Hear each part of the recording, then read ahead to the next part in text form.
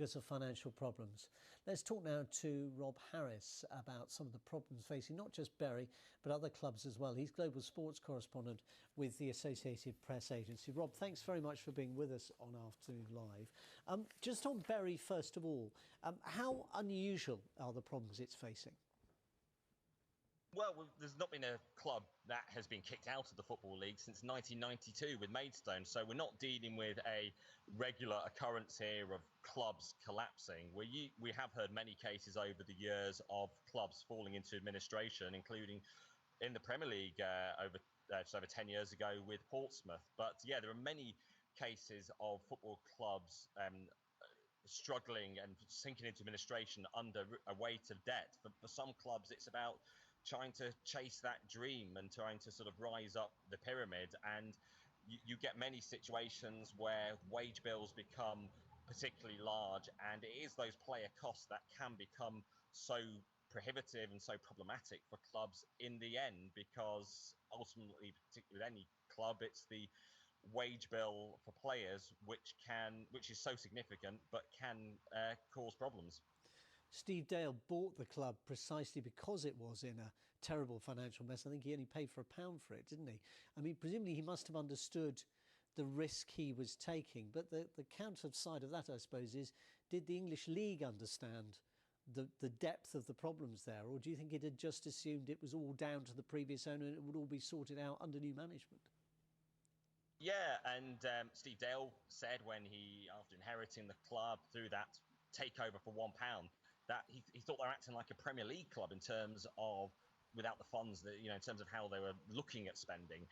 But the big issue around that takeover, which is now coming under lots of scrutiny, is the proof of funds. Did the EFL, the Football League, who govern the competition, ask enough questions about did Dale have the funds to sustain the club as a business going forward?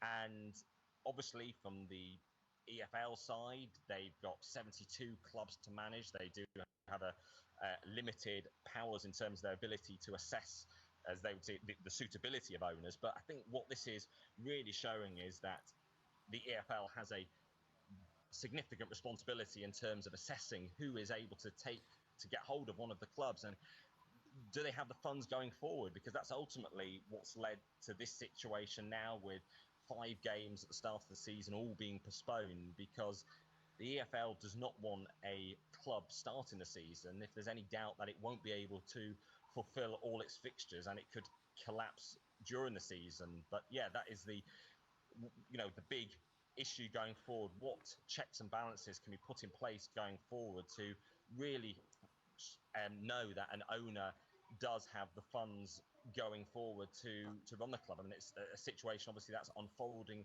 at Bolton as well, where an owner, Ken Anderson, was able to get hold of the club, and then he was able to and charge big consultancy fees that were paying back himself money from the club. So it's just who should own these clubs that are so important to so many communities like Bolton, like Bury. I guess if I was a Bury fan or somebody who lived in Bury and just kind of liked having a quality team in my local town, that I might be a little bit resentful that just a few miles away is a team like Manchester City or a team like Manchester United, who don't really seem to have problems finding money. I mean, there's a real imbalance in English football, isn't there, at the moment? Is there any way that could be addressed?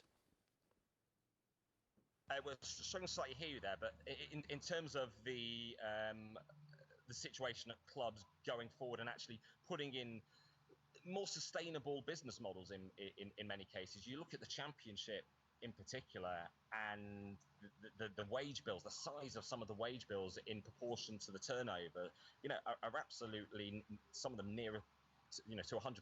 So these are clubs at the higher end that are actually chasing that dream to get into the Premier League, because one of the reasons you see investment even from abroad coming into the Championship now and lower down the leagues is if you can get into the Premier League, you're guaranteed 100 million or so in revenue from the Premier League. So that's particularly in the Championship case, the fact it's the top end of the game, and it's many asking, can the Premier League clubs do something to help these clubs lower down the pyramid that are struggling? I mean, there are integrity issues if a club like Manchester City, as Abu Dhabi owned Premier League champions, did just hand over money to Bury because they could face each other in the same cup competitions potentially. So it's a question of, is there some sort of fund that could be created there, Premier League clubs put some more money into, that can bail out clubs if necessary? Meantime, finally, briefly, do you think Bury's number is up tonight? Well, it really is going up to that deadline tonight, and you've heard particularly from politicians in Manchester asking the EFL, can they delay the situation? Can they apply a stay of execution? The thing is, this situation cannot go on. There can't be fixtures that keep on being suspended, because it's not just Bury, of course, it's the teams that they're playing that will have fixtures to catch up on. But I think everyone in football, if there's a glimmer of hope of saving Bury, would certainly want any solution to be given time to be resolved. Rob Harris at the Associated Press, many thanks. A young boy has died after becoming unwell at a Centre Parks resort.